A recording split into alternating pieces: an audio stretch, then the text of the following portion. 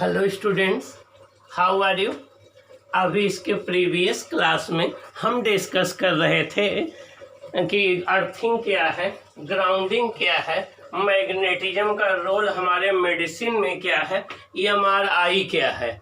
अब हम देखेंगे कि डायरेक्ट करंट क्या है, अल्टरनेटिंग करंट क्या है, डीसी क्या है, एसी क्या है, दोनों में डिफरेंस क्या है, हम डेली लाइफ में जो यूज करते हैं वो एसी है या डीसी है, उसकी फ्रिक्वेंसी कितनी होती है, वो प्रोड्यूस कैसे की जाती है, हम इसका डिस्कशन करेंगे।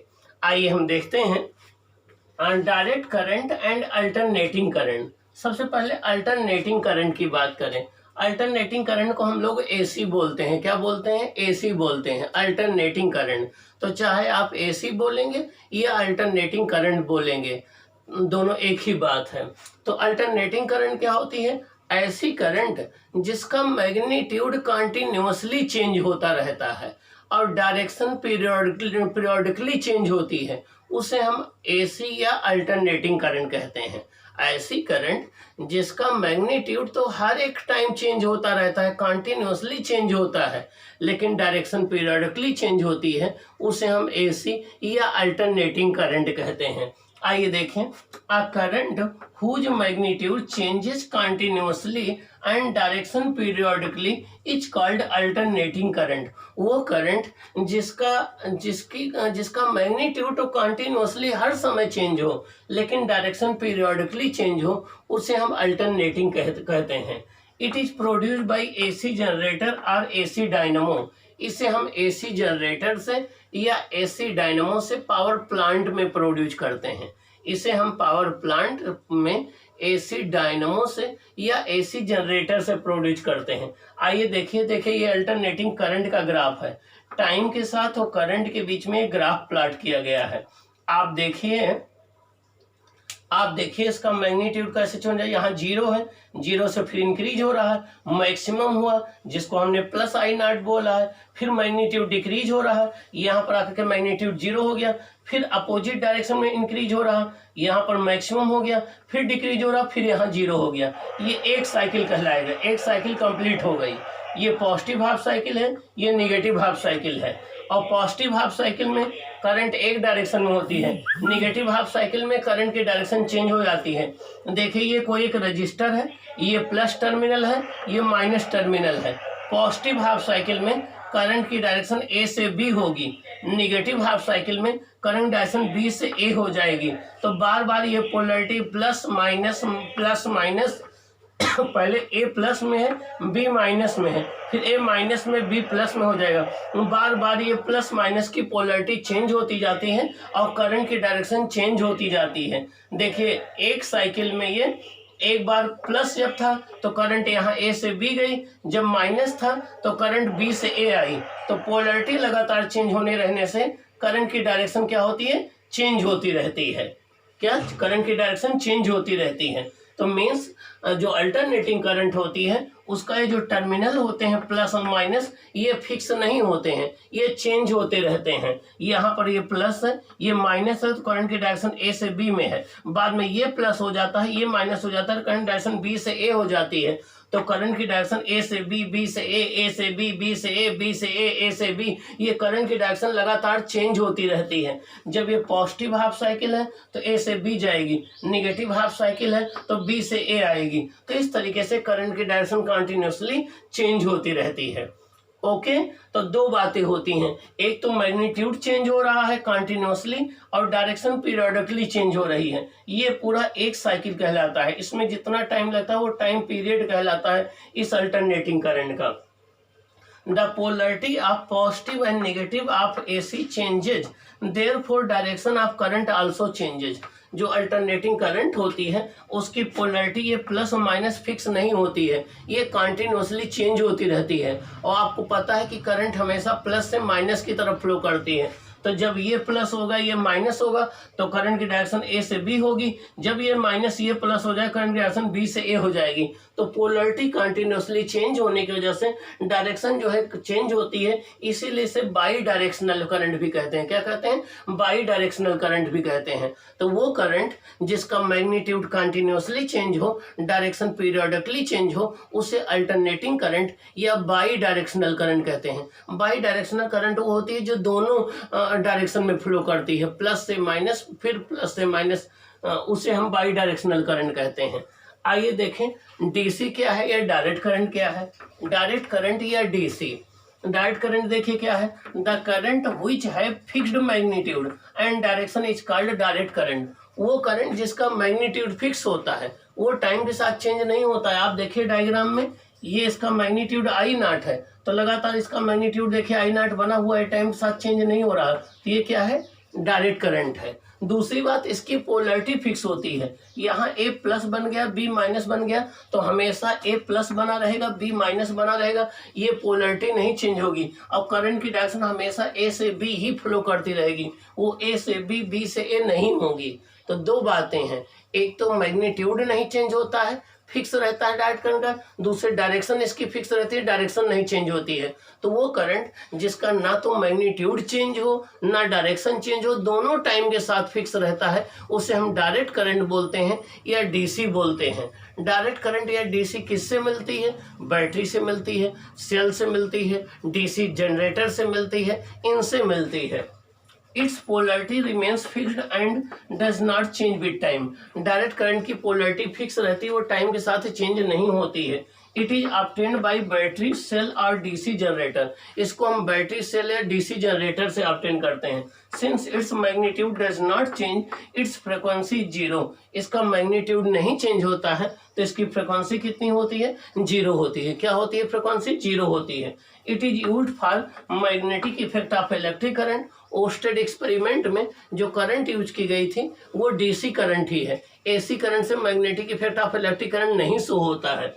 इलेक्ट्रोलिसिस, जब किसी वाटर में हम या किसी साल्ट में हम इलेक्ट्रिक करंट फ्लो कराएं तो पॉजिटिव नेगेटिव आयन में टूट जाता है, ये इलेक्ट्रोलिसिस कहलाता है। तो हाइड्रोलिसिस में, इलेक्ट्रोलिसिस में, chemical effect of electric current में, इलेक्ट्रोप्लेटिंग में, इलेक्ट्रोटाइपिंग में, इलेक्ट्रो रिफाइनिंग में, इन सब में डीसी करंट का यूज किया जाता है। तो इलेक्ट्रोलिसिस में हो गया, इलेक्ट्रो आपका रिफाइनिंग में हो गया, इलेक्ट्रोप्लेटिंग में हो गया आपका, इन सब में जो है हम किस करंट का यूज करते हैं? डायरेक्ट करंट का या डीसी करंट का यूज करते हैं।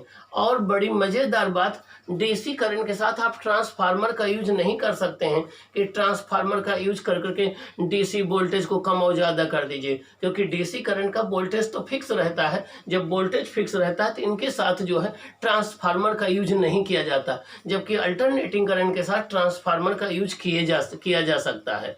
आइए देखते हैं frequency of AC. Frequency of AC का मतलब क्या होता है? The number of cycle completed bye AC in 1 second is called frequency of AC. देखिए ये एक साइकिल मानी जाती है, ये एक प्लस एक माइनस मिला करके एक साइकिल मानी जाती है। तो ऐसे जितनी साइकिल अल्टरनेटिंग करंट कंप्लीट करती है 1 सेकेंड में, वो इसकी फ्रीक्वेंसी कहलाती है। तो कोई भी अल्टरनेटिंग करंट 1 सेकेंड में जितने साइकिल कंप्लीट करती है उससे हम अल्टरनेटिंग करंट की फ्रीक्वेंसी बोलते हैं। क्या बोलते हैं? फ्रीक्वेंसी बोलते हैं। तो अल्टरनेटिंग करंट 1 सेकेंड में जितने साइकिल कंप्लीट करती है उसे हम अल्टरनेटिंग करंट की फ्रीक्वेंसी बोलते हैं। तो the number of cycle completed by alternating current in 1 second is called frequency of the AC. The frequency of AC in our houses is 50 hertz. हमारे इंडिया में जो घरों में इलेक्ट्रिक सप्लाई आती है उसकी फ्रिक्वेंसी 50 हर्ट्ज होती है। It means AC changes it's polarity after 1/100 second. इसका मतलब हो गया हर एक 1/100 सेकेंड के बाद अल्टरनेटिंग करंट अपनी पोलरिटी चेंज कर देगी। पोलरिटी चेंज करने मतलब कि ये प्लस है ये माइनस है, तो 1/100 सेकेंड के बाद ये प्लस ये माइनस हो जाएगा, लेकिन 1/100 सेकेंड हो जाएगा 0.01 सेकेंड। ये इतना कम टाइम होता है, इतने टाइम में हमें ये फील नहीं होता है कि हाँ डायरेक्शन चेंज हो रही है, और बल्ब हमें कंटिन्यूसली ग्लो करता हुआ दिखता है। तो फ्रीक्वेंसी 50 का मतलब ये हो गया, it means AC changes its polarity after 1/100 second. हर एक 1/100 सेकेंड के बाद अल्टरनेटिंग करंट अपनी पोलैरिटी को चेंज कर देगी 100 टाइम्स पर सेकेंड, एक सेकेंड में 100 times. As it completes one cycle from plus to minus 50 times and minus to plus 50 times, means 50 times ये प्लस ये माइनस रहेगा, 50 टाइम्स ये प्लस ये माइनस हो जाएगा। तो 50 बार करंट ये A से B जाएगी, 50 बार B से A जाएगी आएगी, इसका मतलब 100 टाइम्स इसकी डायरेक्शन जो है वो चेंज होगी, और हर एक 1/100 सेकेंड के बाद इसकी डायरेक्शन चेंज होती जाएगी। Most of our electrical energy requirement is in the form of AC। हमारे यहाँ जितनी भी फैक्ट्री में, इंडस्ट्री में, हमारे घरों में जो इलेक्ट्रिकल एनर्जी सप्लाई हो रही है वो AC के फॉर्म में ही होती है, अल्टरनेटिंग करंट के ही फॉर्म में होती है। Almost all the electrical appliances in our houses are of AC। हमारे घर में ज़्यादातर जो अप्लायंसेज हम लोग, फैन है, हीटर है, गीजर है, जो भी यूज कर रहे हैं ये ज़्यादातर AC से ही रन करते हैं। मतलब ये AC से ही इनको चलाया जाता है, ऑपरेट किया जाता है। AC के साथ एक और ख़ास बात है, AC के साथ हम ट्रांसफार्मर का यूज कर सकते हैं। तो ट्रांसफार्मर का यूज कर करके हम अल्टरनेटिंग वोल्टेज को कम और ज़्यादा कर सकते हैं, इंक्रीज और डिक्रीज कर सकते हैं, जबकि ट्रांसफार्मर का यूज DC के साथ नहीं किया जा सकता है। तो AC के साथ ट्रांसफार्मर का यूज किया जा सकता है और DC के साथ नहीं किया जा सकता है। ये सबसे बड़ा एडवांटेज है AC का। दूसरे, AC को अगर लॉन्ग डिस्टेंस में हमें भेजना हो तो हम उसको पोल्स से या केबल से या हाई टेंशन वायर से without much loss of energy भेज सकते हैं, जबकि DC के साथ लॉन्ग डिस्टेंस में ऐसा नहीं होता है। आइए अब हम देखेंगे कि advantage of AC over DC क्या है और इनमें डिफरेंस क्या है, इनकी हम बात करते हैं। अब हम देखेंगे कि AC और DC में क्या एडवांटेज है, AC का क्या बेनिफिट है DC के ऊपर, क्यों हम AC को इतना प्रेफर करते हैं, इसका क्या एडवांटेज है, क्या बेनिफिट है। आइए देखते हैं। With the help of transformer AC at any desired voltage can be obtained. Means transformer का यूज करके हम जितने वोल्ट की AC चाहें उतने वोल्ट की AC हमें मिल सकती है। The power wastage in AC transmission is almost negligible and cost of transmission is low।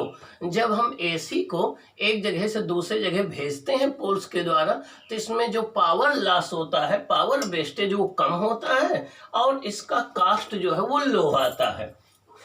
AC can be controlled using a choke coil. Choke coil क्या होती है, ट्यूबलाइट में जो चोक लगा होता है उसको चोक कॉइल कहते हैं। तो अल्टरनेटिंग करंट की कंट्रोलिंग चोक कॉइल के द्वारा की जाती है।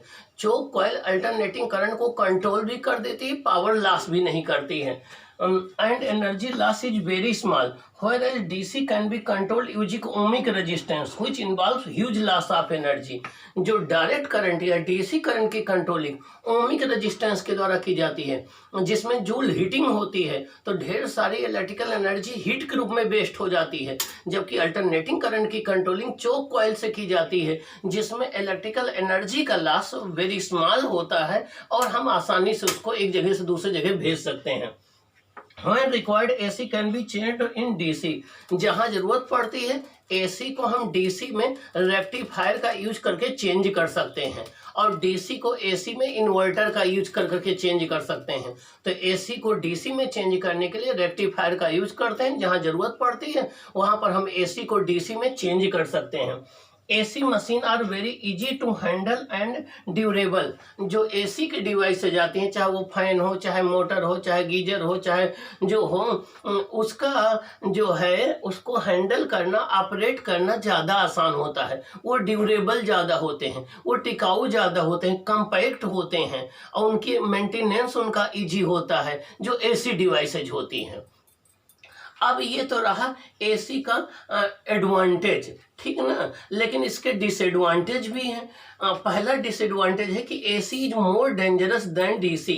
जो एसी होता है वो डीसी से ज़्यादा डेंजरस होता है। अगर कोई पर्सन, और एसी का जो शॉक होता है अट्रैक्टिव होता है, डीसी का शॉक रिपल्सिव होता है। मीन्स अगर 220 वोल्ट की जो एसी है तो उसकी एक्चुअल वैल्यू 311 वोल्ट होती है, जबकि अगर 220 वोल्ट की डीसी है तो उसकी एक्चुअल वैल्यू 220 वोल्ट होगी। तो एसी जो होती है डीसी से ज़्यादा डेंजरस होती है। और जो है एसी का यूज हम इलेक्ट्रोप्लेटिंग के लिए नहीं कर सकते हैं, इलेक्ट्रो रिफाइनिंग के लिए नहीं कर सकते हैं, इलेक्ट्रो टाइपिंग के लिए नहीं कर सकते हैं, chemical effect of electric current के लिए नहीं कर सकते हैं। और डीसी को ज़्यादा वोल्टेज तक हम नहीं, बहुत हाई वोल्टेज का नहीं कर सकते हैं। डीसी में ट्रांसफार्मर का नहीं यूज कर सकते हैं, ठीक है ना।